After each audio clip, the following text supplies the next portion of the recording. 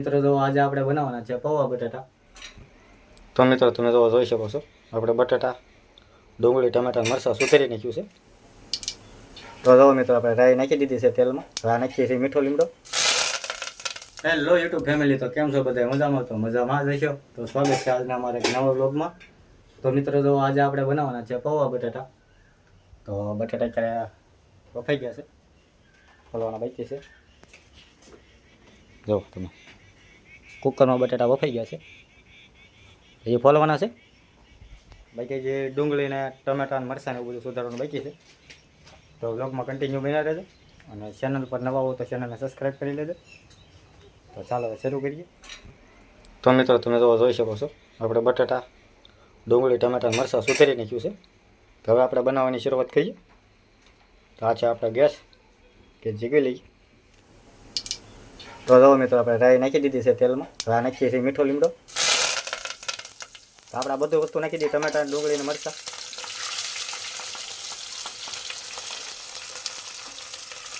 Totally વસ્તુ નાખી દઈએ મિત્રો.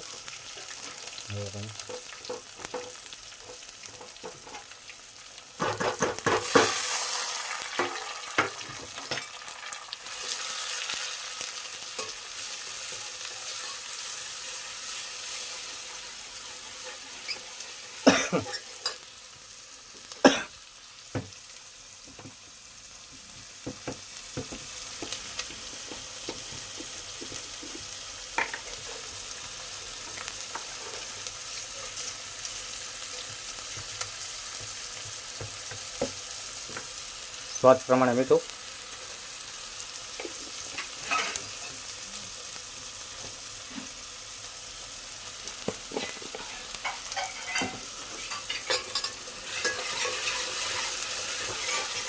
આને મિત્રો આપણે અત્યારે 5 મિનિટ જેવું ચડવા દઈશું.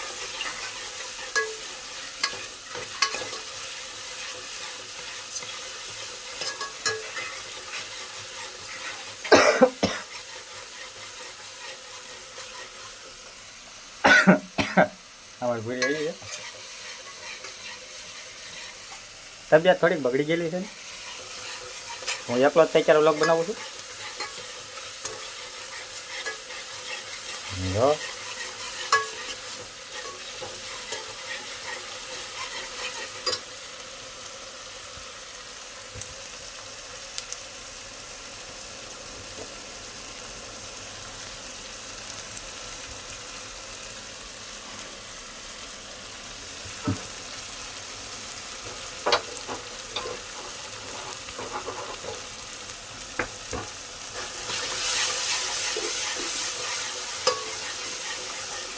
તો મિત્રો તમે જોઈ શકો છો, જો આપણે મસાલો ચડી ગયો છે.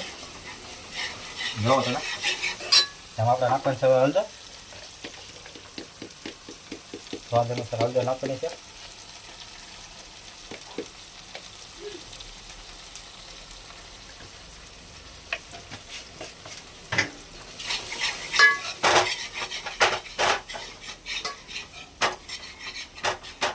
મિત્રો નાખી દઈએ આપણે પૌવા બટાટા.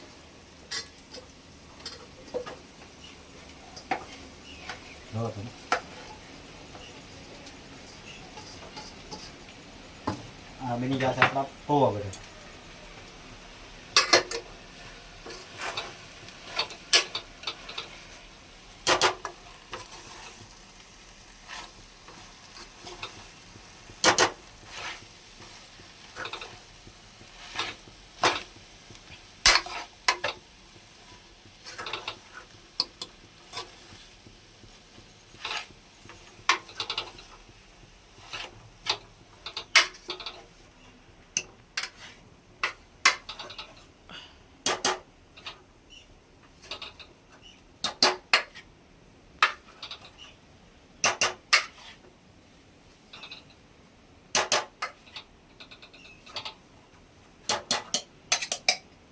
તો મિત્રો જો ફાઇનલી આપણા પૌવા બટાટા બની ગયા છે.